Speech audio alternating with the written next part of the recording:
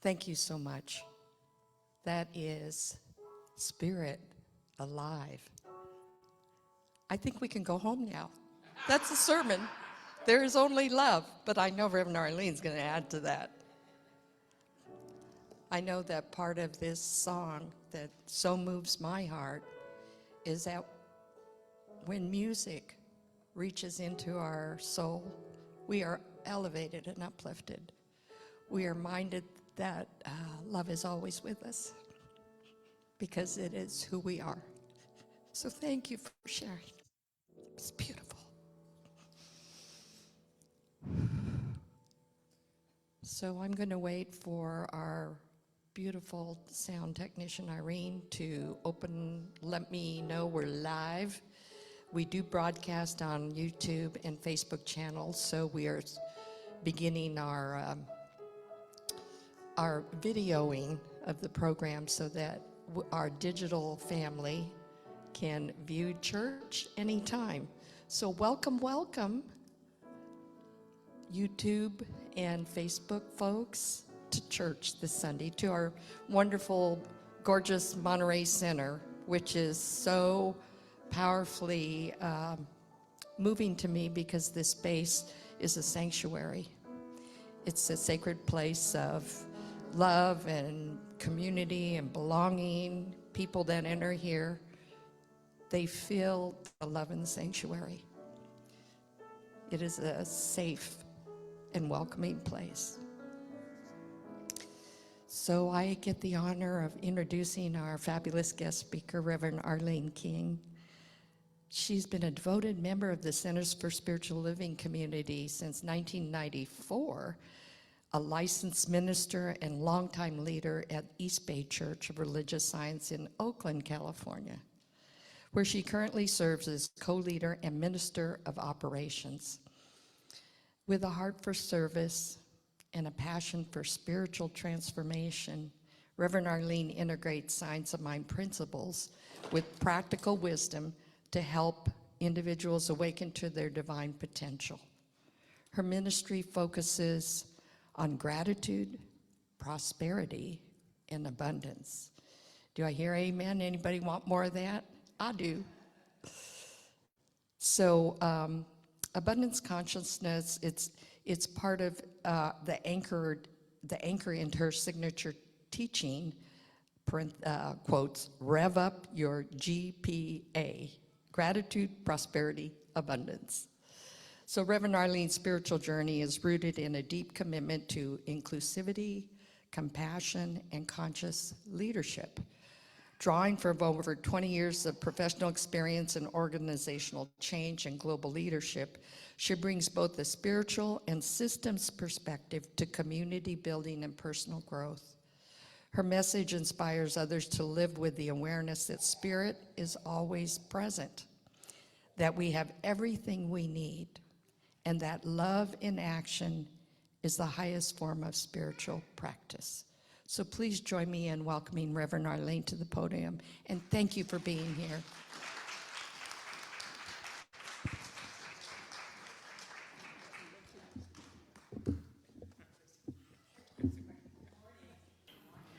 I feel so at home here. I met Denise at the door and she was talking about her chicken turkey noodle soup. Who does that the first time I meet someone? It's like we're kindred friends already, and the welcoming has been wonderful. Mike, getting a little, I feel a little reverb. I can hear myself, but it sounds kind of a little feedback. Okay, I'll wait. Just let me know, Irene, when we're, or I can use a handheld. I'm fine to do that. Okay.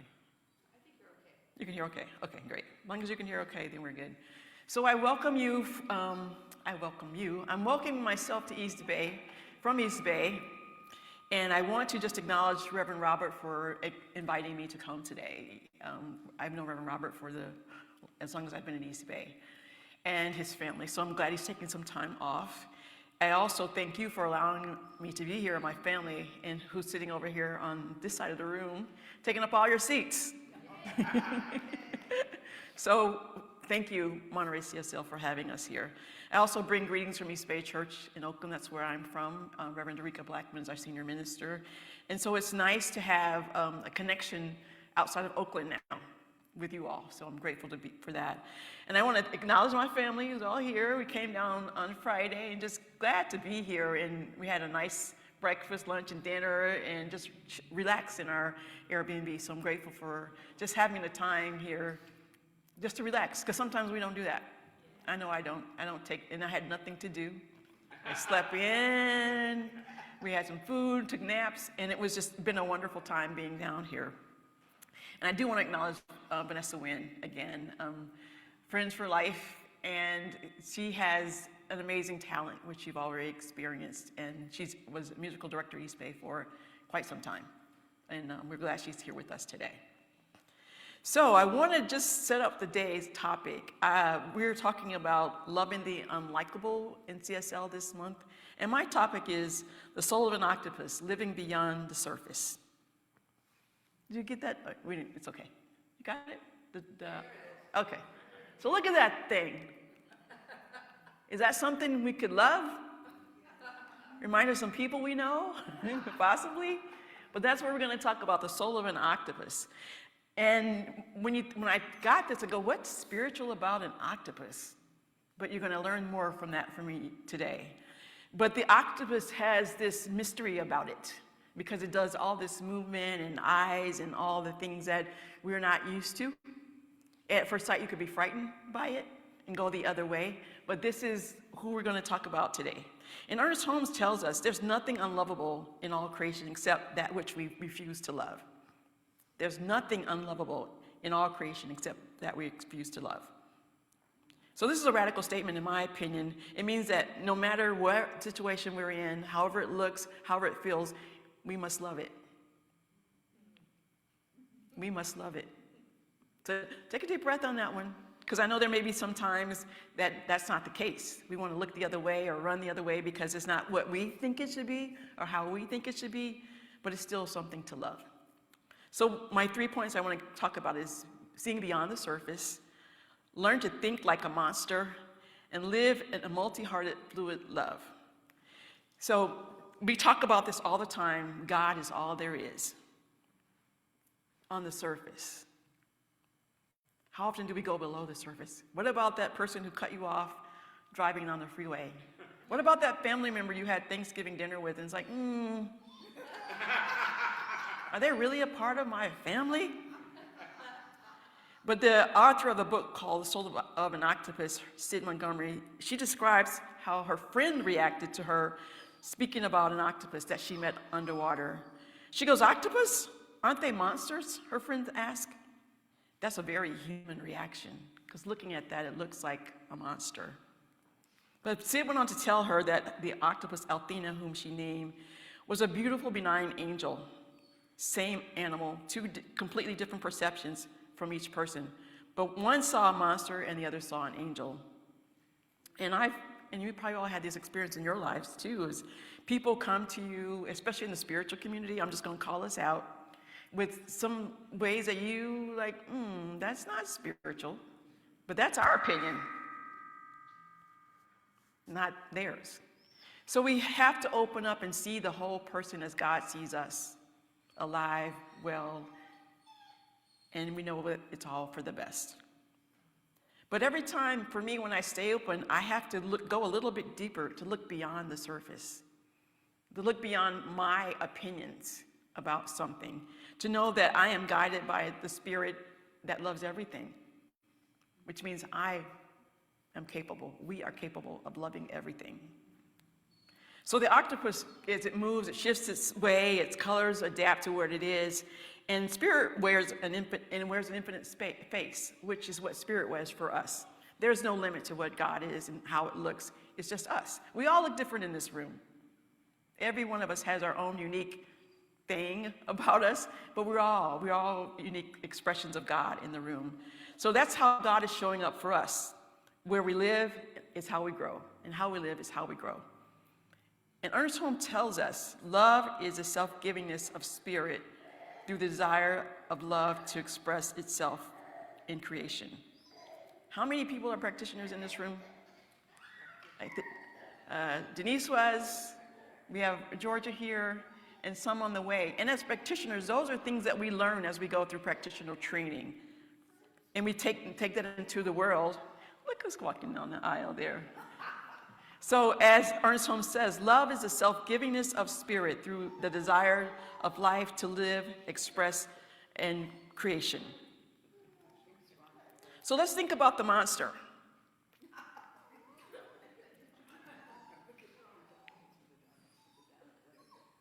If you took a monster's point of view, everything they did made perfect sense. The trick was learning to think like a monster. Now, she's not talking about a harmful, destructive animal. She's talking about stepping into the footsteps of this monster. And a lot of times we have to step into someone else's feet, their shoes, step in how they are, because sometimes we make assumptions. So taking time to talk to the monster, to be with the monster. Do we have monsters within us sometimes? And how does that monster reveal itself? All kinds of funky ways, right? All kinds of ways.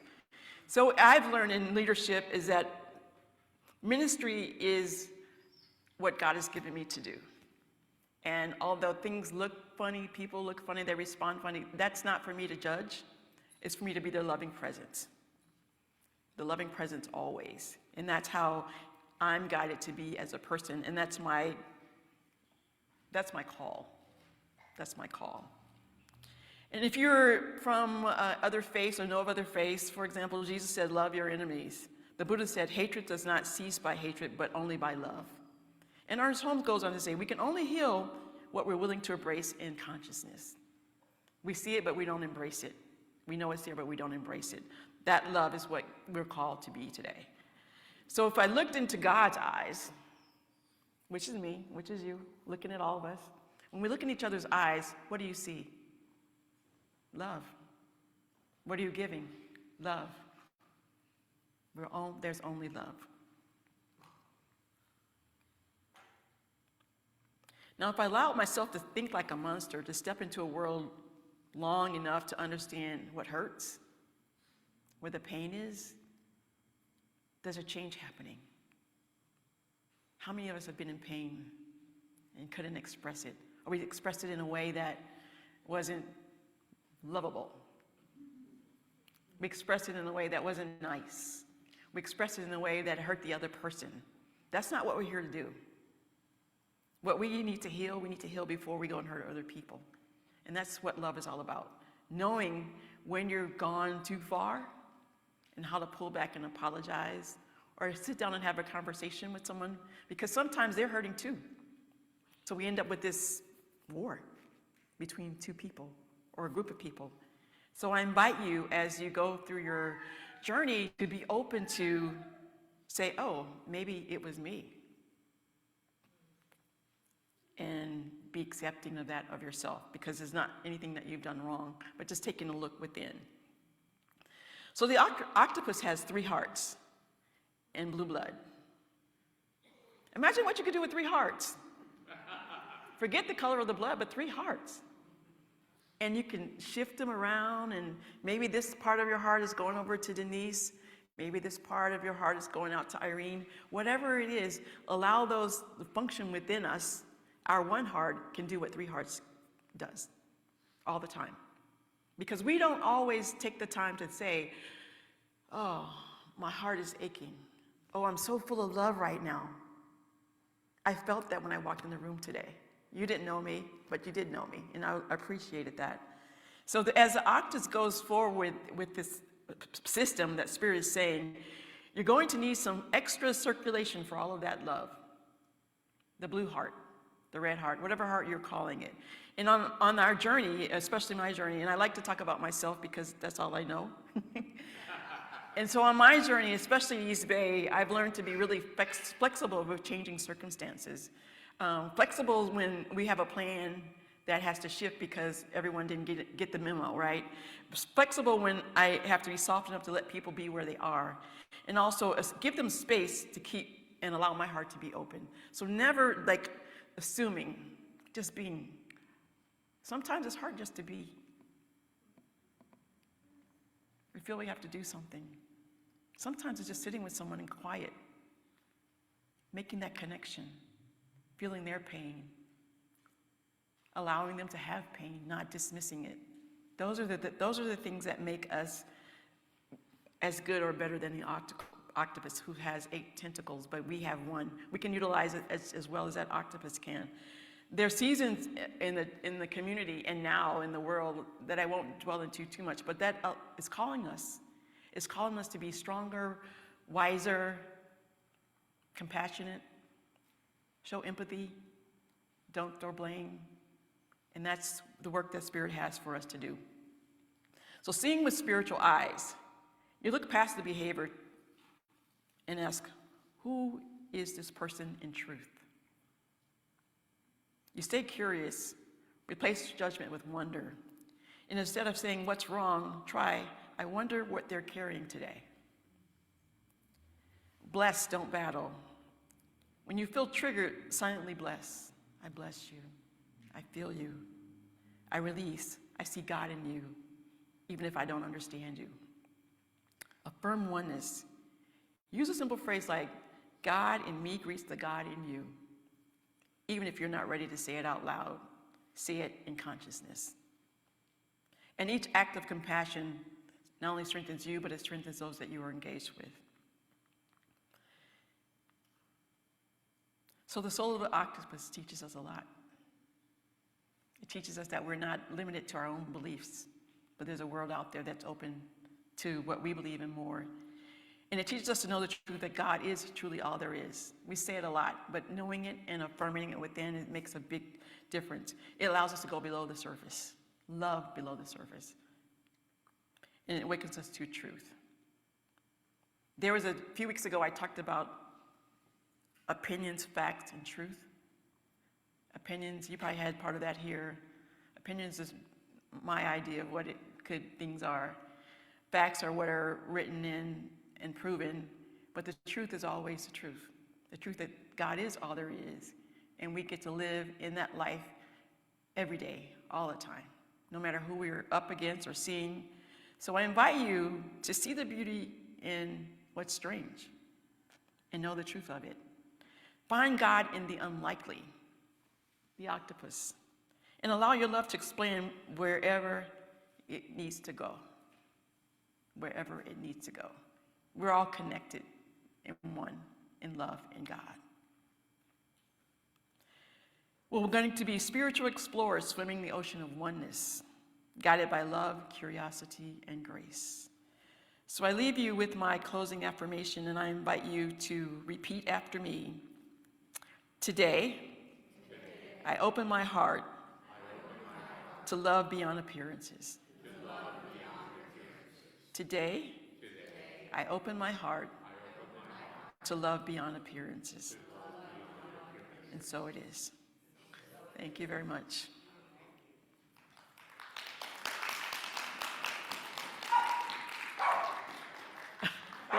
Thanks, Darla.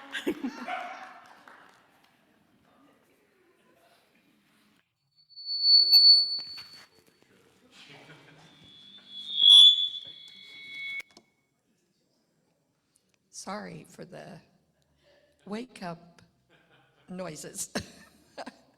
One of the things that I think is wonderful about Sunday mornings is we get to show up and practice a lot of different spiritual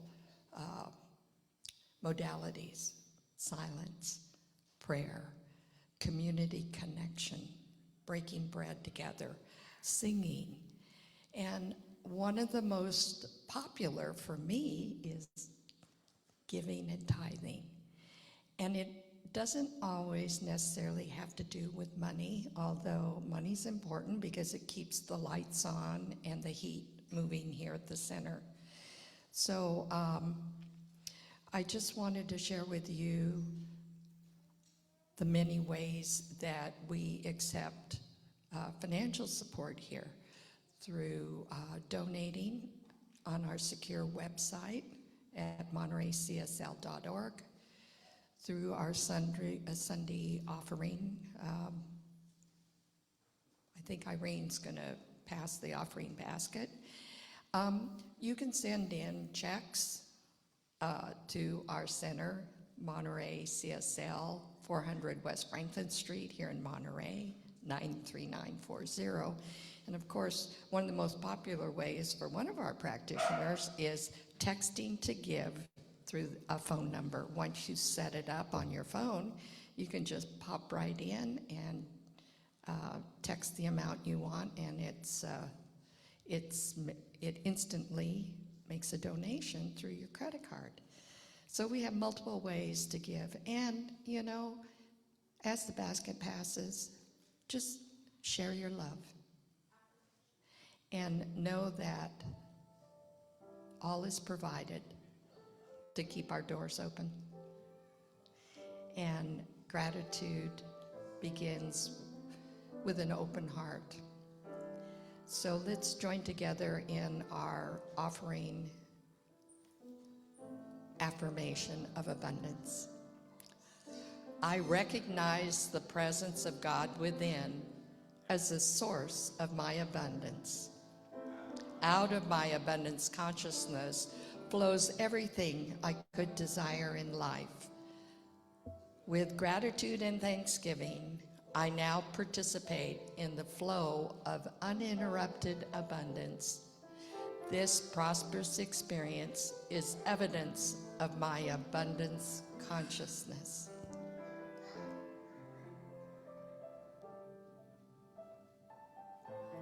So one of the things that I've invited people to do, especially during Thanksgiving and Christmas time, is to think about the many ways that you give of your time, your treasure, and your talent to enhance the life of those that you touch. It could be making a donation to the food bank in memory of a loved one, or it could be donating to the hospice at the end of the year, one of my organizations that I support. But whatever brings you meaning, when you reach out beyond your own sphere, it lifts you up, because knowing that that makes a difference in someone else's life, you know, whether you can see the tangible outcome or not, just for me, it opens up and fills my heart in a deeper way. So when Reverend Arlene said go deeper, I think part of going deeper for me personally is giving what I can financially to support organizations that are worthy causes, in my opinion, and also in giving of time and energy to what I care about. And this center is probably the most important thing in my life, because it's where I come all the time to refill my spiritual bucket and to renew my commitment that there is only love. And every time I walk through the doors, I feel it, I see it, and I hear it from all of you. So thank you, thank you, thank you.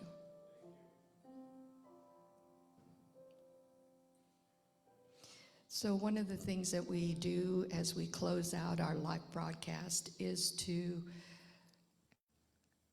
say thank you, digital audience, wherever you may be and whatever time you may be viewing this. Thank you for listening and supporting. Comment if you want on the Facebook video.